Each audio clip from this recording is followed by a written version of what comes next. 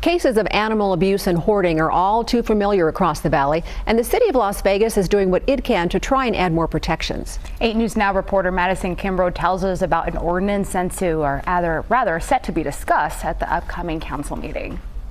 Las Vegas leaders want to create an animal advisory committee. This is a tool and resource for those who want to report animal abuse that they see within the community. But even so, there are some council members who are pushing back. Animals do not have a voice. It's up to us to speak up for them. And that's what this animal advisory committee will do. Las Vegas city leaders and animal activists are pushing for a new ordinance to help animals in crisis. City Councilwoman Victoria Seaman spearheading this proposal in hopes that it will pass in the upcoming council meeting on Wednesday. Seaman sharing what this committee would entail.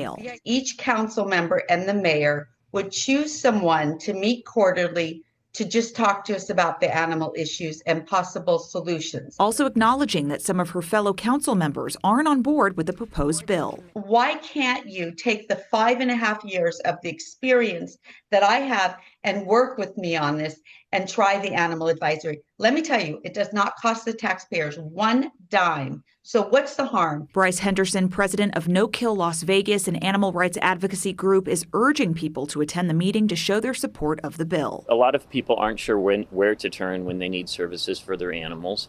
And this would be just an additional resource, a place where they can go to ask questions, to relay their concerns.